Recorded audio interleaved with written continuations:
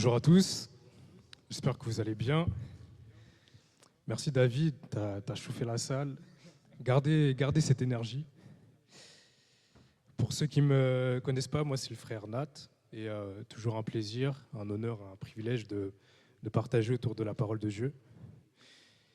Avant de commencer, j'aimerais faire un petit sondage. Levez la main ceux qui aiment le foot ici. Ok. Levez la main ceux qui ont été déçus par la défaite du PSG mardi. Pleurez, ça fait du bien. Non, je rigole. Moi aussi, j'ai été déçu. Je ne suis pas forcément supporter du PSG, mais en tant que bon Français, j'aurais aimé que le PSG aille jusqu'à la finale.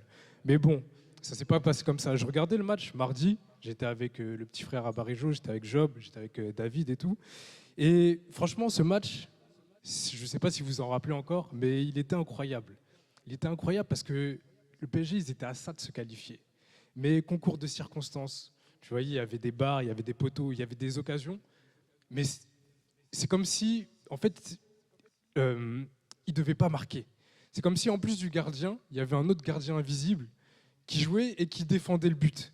Et je me posais la question, mais ça va jamais rentrer. Je voyais David, il était à côté de moi, il était en PLS, il était allongé. Je me dis, mais oh, tu pries, tu pleures. J'étais à deux doigts d'appeler sa femme parce qu'il était vraiment pas bien. Et à un moment, il sort une phrase intéressante. Il dit un truc du genre, si l'Éternel ne combat pas pour nous. Et ça m'a fait sourire intérieurement. Ça m'a fait sourire.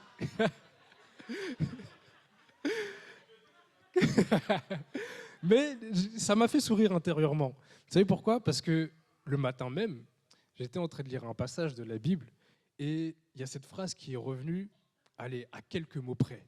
Il dit, ah, Seigneur, tu donnes une confirmation si tôt du message. Parce que d'habitude, voilà, je lis ma Bible, j'essaye de lire tous les jours et quand je sais, quand l'ancien il me dit, bah, dimanche c'est toi, je continue mes affaires avec Dieu, je lis ma Bible. Et quand c'est ce thème-là, Dieu me dit, c'est bien, tu manges bien, mais mets-en de côté pour mes frères et sœurs.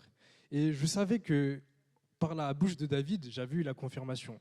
Parce que des fois, en tant que chrétien, on s'imagine que quand il y a des choses qui ne vont pas dans notre vie, c'est le diable qui nous attaque.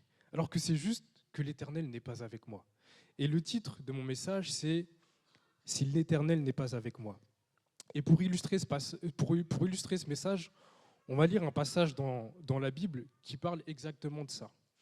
On va aller dans Josué chapitre 7, on va lire du verset 3 à 13. C'est juste une partie de l'histoire, mais je vous invite chez vous à lire tout le chapitre 7. À leur retour, ils dirent à Josué, « Il est inutile d'envoyer toute l'armée. 2 ou 3 000 hommes suffiront pour battre Haï. Ne donne pas de fatigue à tout le peuple, car l'adversaire est peu nombreux. » Ainsi, environ 3 000 soldats allèrent attaquer la ville, mais ils furent mis en fuite par les habitants d'Haï qui les tuèrent environ 36 hommes. Ils les poursuivirent depuis la porte de ville de Shebarim et les battirent dans la descente. Alors le peuple, atterré, perdit tous ses moyens. Josué déchira ses vêtements, il se jeta à la face contre terre devant le coffre de l'Éternel et resta là jusqu'au soir. Les responsables d'Israël firent de même, et ils se jetèrent de la poussière sur la tête. Josué s'écria, « Ah, Seigneur éternel, pourquoi donc as-tu fait traverser le Jourdain à ce peuple si c'est pour nous livrer aux Amoréens et nous faire périr? Si seulement nous étions restés de l'autre côté du fleuve, maintenant je te prie Seigneur, que puis-je dire auprès d'Israël après qu'Israël a pris la fuite devant ses ennemis? Les Cananéens et les autres habitants du pays l'apprendront et ils nous encercleront et feront disparaître notre nom de la terre. Comment alors feras-tu reconnaître ta grandeur? » L'Éternel dit à Josué, « Lève-toi, pourquoi restes-tu prostré la face contre terre? Israël a commis un péché. On a transgressé l'alliance que j'avais établie pour eux. On a pris des objets qui m'étaient voués. On en a dérobé, caché et mis dans ses propres affaires. C'est pourquoi les Israélites ne pourront plus résister à leurs ennemis. Ils fuiront devant eux car ils sont sous le coup d'une sentence de destruction. Je ne continuerai pas à être avec vous si vous ne détruisez pas ce qui est au milieu de vous. Maintenant, lève-toi, Josué, convoque le peuple et purifie-le. Dis-leur, purifiez-vous pour demain, car voici ce que déclare l'Éternel, le Dieu d'Israël. Vous avez au milieu de vous, Israélites, ce qui m'est voué. Vous ne pourrez pas résister à vos ennemis tant que vous n'aurez pas ôté cela au milieu de vous. Dans la Bible, il y a des histoires que j'aime bien, d'autres que j'aime pas.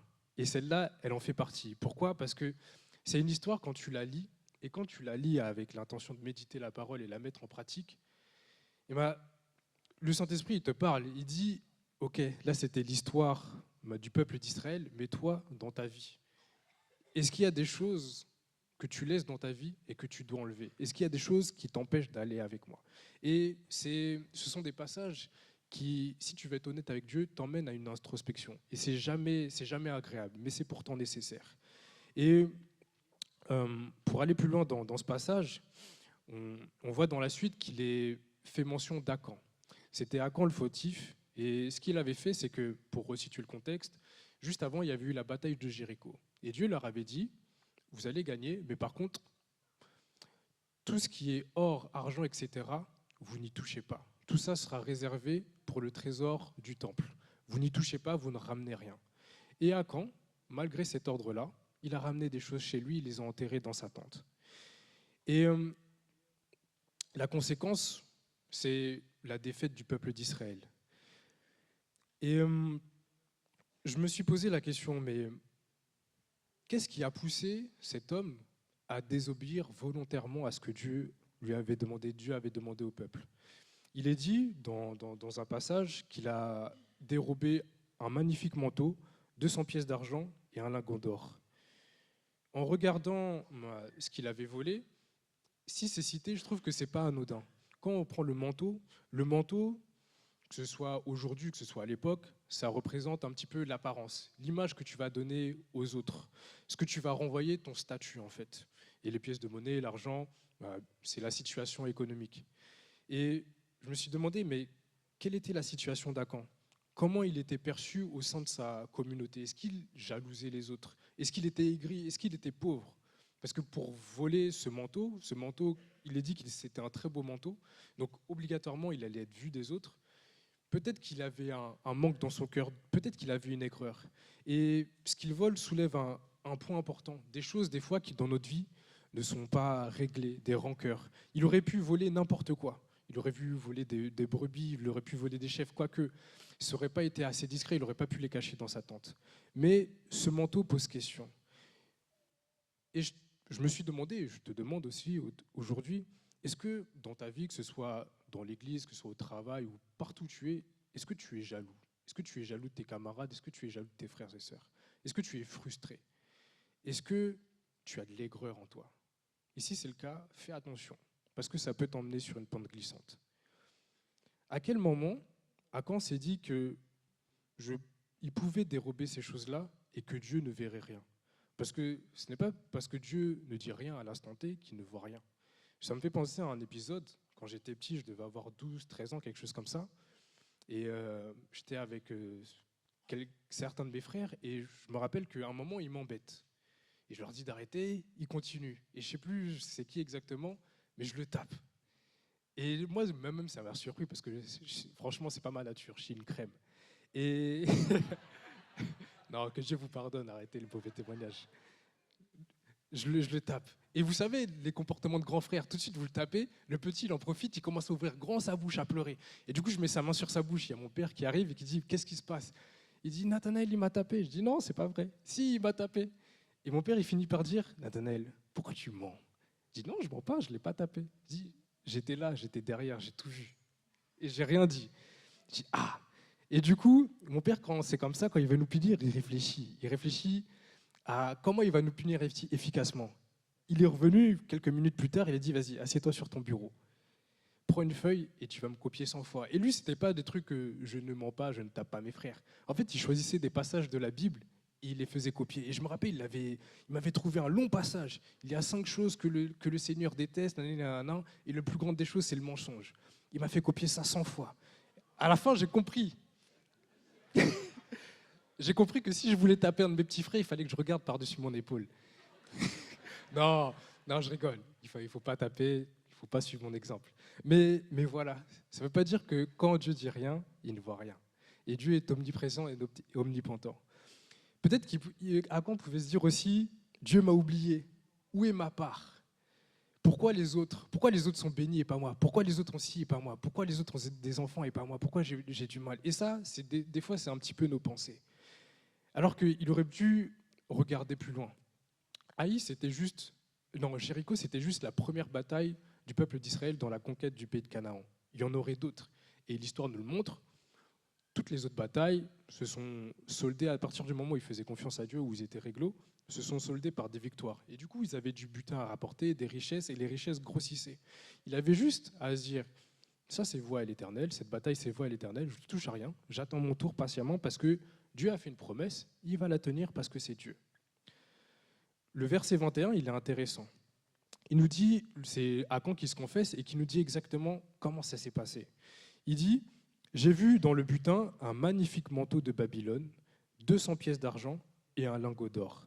J'en ai eu fortement envie, alors je m'en suis emparé. Ces objets sont enterrés au milieu de ma tente et l'argent est en dessous. Est-ce que dans ce qu'il raconte, le mode opératoire de la tentation, de la convoitise, ça ne vous rappelle pas une histoire dans la Bible? Hein? Laquelle? Merci. David l'a dit, vous êtes mou un peu. C'est exactement ça.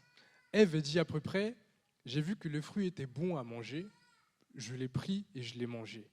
Et on voit qu'il y a 3 étapes. La première étape, c'est voir. Qu'est-ce que dans ta vie tu vois et qui peut t'emmener à sortir du chemin de Dieu? La deuxième étape, il dit qu'il a envié. L'envie, c'est la convoitise. Dieu n'aime pas trop la convoitise. Et puis, ça nous réussit rarement. Il a vu le manteau, il a vu l'argent, il a convoité, il a voulu, parce qu'il s'est dit qu'il n'a pas ça chez lui. Et la dernière étape, c'est trop tard. Il a dit qu'il a pris. Et tout ça, c'est la conséquence de ne pas avoir été attentif, de ne pas avoir été alerte par rapport aux deux warnings. Le fait de voir ce qu'il n'aurait pas dû voir et le fait d'avoir laissé entrer la convoitise. Mais c'est trop tard, il fallait s'arrêter avant. Comme on dit, le verre est dans la pomme. Et il y a un verset qui relate exactement ce processus, le processus de la tentation et comment la tentation, si on la laisse s'enraciner en nous, peut amener au péché. Il est dans Jacques 1, du verset 13 à 15. Est-ce que Steve, tu peux le lire, s'il te plaît? Ah, il n'a pas de micro. Ah.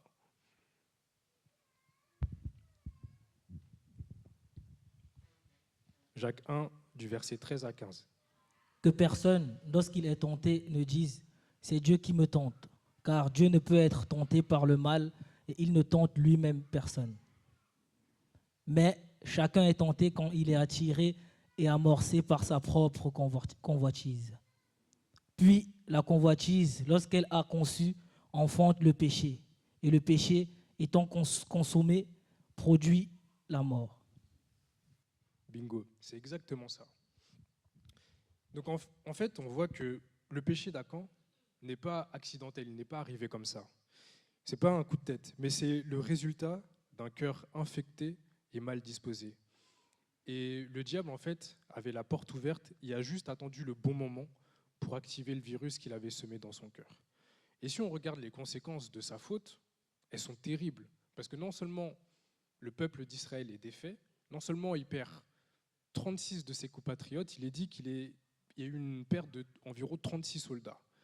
Quand tu pêches, quand tu ramènes un interdit chez toi, non seulement ça a des conséquences pour toi, mais ça a des conséquences pour ceux qui t'entourent et des fois même pour le corps de Christ. Et il fait de sa famille ses complices. Parce que ce qu'il est dit, c'est qu'il ramène le butin chez lui, mais il le met au milieu de sa tente. Et c'est impossible que si tu fais ça, les membres de ta famille ne soient pas au courant, si tu mets ça au milieu de chez toi. Donc sa famille est complice et ça cause la mort de lui et de toute sa famille. Donc la désobéissance a des conséquences. On l'a vu ces dernières semaines. Si aux yeux de Dieu, l'obéissance est de l'adoration, la désobéissance est une abomination aux yeux de Dieu. Et c'est la même chose. Le fait de ne pas obéir simultanément, c'est quand même de la désobéissance. Ça me fait penser à cette semaine, je disais à mon premier, à Emmanuel, de faire quelque chose. Je crois que je lui disais de se déshabiller et d'aller dans la douche. Et je lui répète. Il ne m'écoute pas. Je reviens, je fais mes affaires, je prépare ses affaires. Il ne m'écoute toujours pas. Et je reviens, je lui dis, mais Emmanuel, pourquoi tu n'es pas déshabillé? Il ne m'écoute pas. En plus, il sourit, il rigole. Et comme vous savez, quand c'est comme ça, réflexe de vieux footballeur, pied d'appui bien ancré au sol, je lui mets un petit intérieur du pied dans les fesses. Et pas trop fort, mais juste assez pour le réveiller. Et du coup, il me regarde et il commence à pleurer. Il me dit, mais papa, t'es pas juste, t'as pas le droit de me faire ça. Je dis, ben si, je suis ton père, j'ai le droit.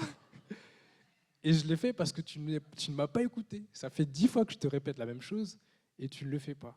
Donc je suis obligé de me faire confondre et t'amener à faire ce que je t'ai demandé. Et après, il boude, il va faire. Mais intérieurement, j'étais content. Voilà, j'ai bien géré le truc.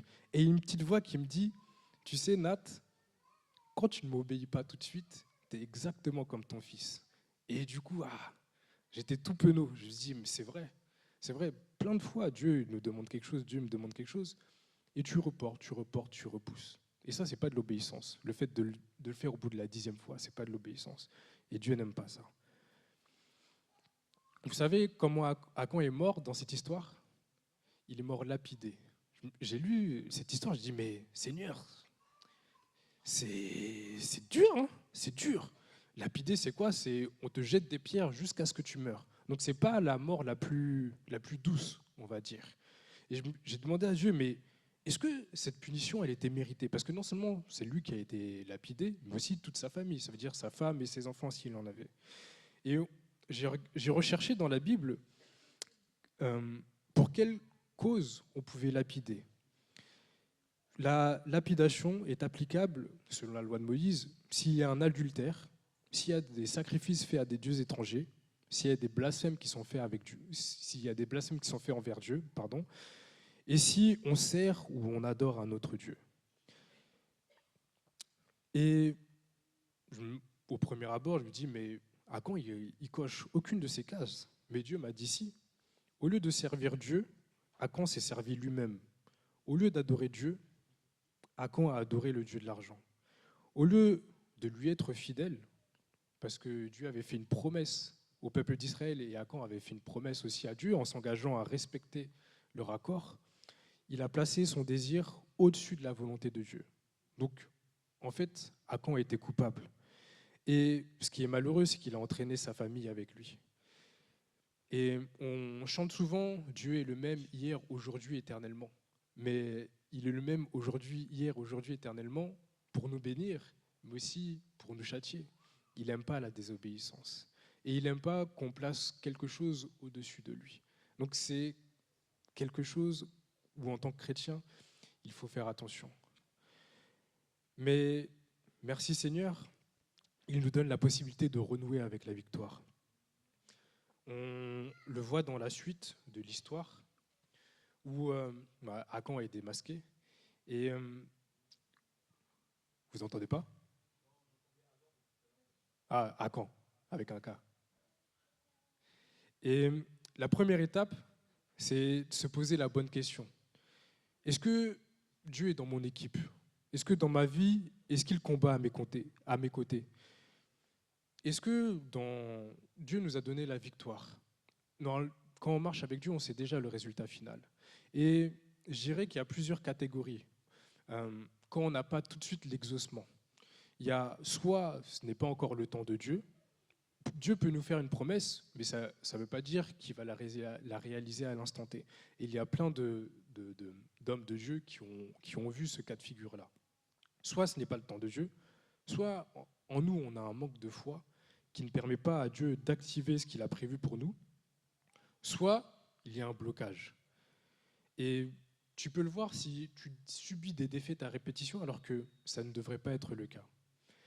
Et une fois que tu t'es posé la bonne question, une fois que tu as constaté que Dieu n'était effectivement pas avec toi, eh bien, la deuxième étape, c'est l'introspection, c'est identifier, c'est confesser sa faute, comme l'a fait Achan à Josué.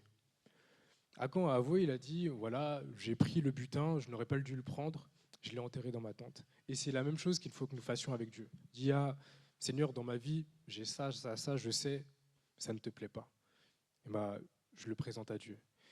On va lire un passage, c'est toujours dans Josué 7, à partir du verset 22 jusqu'au verset 26. Comme ça, vous allez avoir le contexte.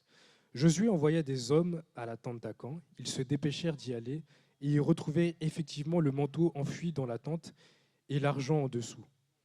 Ils prirent le tout et l'apportèrent à Josué et à tous les Israélites, puis on le déposa devant l'Éternel. Josué, aidé de tous les Israélites, saisit Akan avec l'argent, le manteau et le lingot d'or, ainsi que ses fils, ses filles, ses bœufs, ses ânes, ses brebis, sa tente, bref, tout ce qui lui appartenait. Et ils le menèrent dans la vallée d'Acor. Josué dit à Akan, pourquoi nous as-tu attiré le malheur, que l'Éternel fasse ton malheur aujourd'hui? Alors tous les Israélites le tuèrent à coups de pierre, le lapidèrent, aussi tous les siens, et brûlèrent les cadavres. Puis on éleva sur lui un grand tas de pierres qui existe encore aujourd'hui. Après cela, l'Éternel abandonna sa colère, et c'est à cette occasion que l'endroit fut appelé la vallée d'Acor, vallée du malheur, nom qui lui est resté jusqu'à ce jour. Une fois que Akan a avoué sa faute, on l'amène, lui, les siens et tout ce qui lui appartient, en dehors du camp d'Israël. Et si on fait le parallèle, c'est que une fois que toi tu as confessé ta faute, ce qui te retient, ce soit matériel ou immatériel, il faut que tu l'expulses de ta vie, en fait. On voit que l'étape suivante, c'est le fait que Akan soit lapidé, lui et les siens.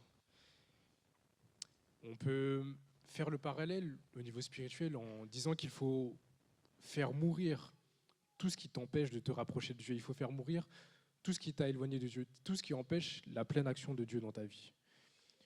Après, je me suis interrogé et j'ai vu que non seulement ils les ont lapidés, mais ils les ont brûlés. J'ai dit, mais Dieu, s'ils les ont tués avec des pierres, ils sont morts, il n'y a pas besoin de les brûler. Mais le Seigneur m'a montré que spirituellement, dans notre vie, toi, tu as fait ta part. Tu as fait mourir tout ce qui dérangeait Dieu. Mais maintenant, il faut que le Saint-Esprit agisse. Il est dit dans la parole de Dieu que le Saint-Esprit est comme un feu dévorant. Une fois que toi, tu as fait ta part, que tu as lapidé, que tu as fait mourir ce qui te retenait, ce qui t'empêchait de t'approcher de Dieu, il faut que le Saint-Esprit aussi agisse et vienne nettoyer et vienne purifier ton cœur. L'étape suivante, c'est ils les ont ensevelis sous des pierres. Ils ont érigé un monceau de pierre au-dessus d'eux. Et là, au début, je n'ai pas compris. Je vais poser la question à Dieu. Il me dit, ils ont été lapidés, ils ont été brûlés. C'est-à-dire qu'il ne reste que leurs ossements. Pourquoi tu veux mettre des pierres par-dessus? Et le Seigneur m'a montré, au travers de la Bible, que c'était pour que le peuple d'Israël fasse une croix définitive sur Akan et les siens, pour que les ossements ne soient pas ramenés dans le camp. On voit que dans la Bible, si on parle de l'histoire de Joseph, Joseph, avant de mourir, il dit à ses frères et à toute sa famille, « Jurez-moi que quand le Seigneur aura apporté la délivrance au peuple d'Israël, vous ramènerez mes ossements dans le pays de mes pères. » Et le fait d'être enterré dans un endroit avait une importance. Et Dieu voulait que les ossements des personnes qui avaient blasphémé son nom, qui avaient péché contre lui, restent à l'extérieur du camp, pour éviter qu'on se lamente, pour éviter que ça devienne une pierre d'achoppement, pour éviter de la nostalgie par rapport au péché. Et Dieu veut la même chose dans notre vie. Une fois que tu as lapidé ton péché, une fois que le Saint-Esprit a fait le nettoyage en toi, il veut que tu le laisses de côté et que tu tournes le dos définitivement. Et si tout ça est fait, il faut que tu fermes l'accès au diable. Parce que si Akan a péché, c'est qu'il a laissé une porte ouverte au diable, par de mauvais sentiments, par de la rancune, par de l'aigreur, par de l'amertume, ces choses-là. Il faut que tu colmates les brèches avec l'aide de Dieu. Et si toutes ces étapes sont effectuées, je dis bien toutes ces étapes parce que des fois, on peut commencer le processus, mais on s'arrête. On confesse, on avoue sa faute, mais au final, on recommence. Si toutes les étapes sont effectuées, alors il y aura guérison, alors la victoire sera complète sur tous tes ennemis. Et sans cela, si tout le processus n'est pas respecté, je continuerai à être en déroute devant mes ennemis, devant les combats qui me font face. Et je conclus. Dieu nous a parlé ces dernières semaines, ces derniers jours, avec les séminaires. Dieu nous parle, Dieu me parle, Dieu te parle. Qu'est-ce que tu fais de sa parole? On l'a entendu, Dieu a proclamé une année de grâce, un mois de grâce pour la Belle-Aumière, pour son peuple. Et je pense on va rentrer dans une nouvelle saison. Et Dieu se prépare et veut nous faire du bien. Dieu veut te faire du bien. Dieu veut me faire du bien. Mais est-ce que je suis prêt? Est-ce que tu es prêt? Est-ce que l'Éternel est avec moi? Est-ce que l'Éternel est avec nous? Est-ce que j'ai dans ma vie des interdits qui empêchent l'action de Dieu dans ma vie? Est-ce que le diable a semé des graines que j'ai permis de pousser, que j'ai permis de faire pousser? Et est-ce qu'il y a des choses qui m'amènent à désobéir à Dieu? Si c'est le cas, ben, examine-toi. Expie et confesse tes fautes à Dieu. Sors l'interdit de chez toi et fais-le mourir. Et laisse le Saint-Esprit brûler les résidus. Tourne le dos définitivement au péché et ne reviens plus en arrière. Colmate les brèches par lesquelles le diable s'est engouffré. Que l'Éternel soit avec toi, mon frère, ma sœur, et je t'invite à rentrer en toi-même, à fermer les yeux, et si tu sens que le Seigneur te parle, si le Saint-Esprit pointe le doigt sur quelque chose, ça peut être instantané ou il va te le montrer après. En tout cas, si tu veux faire ce travail avec Dieu, lève-toi.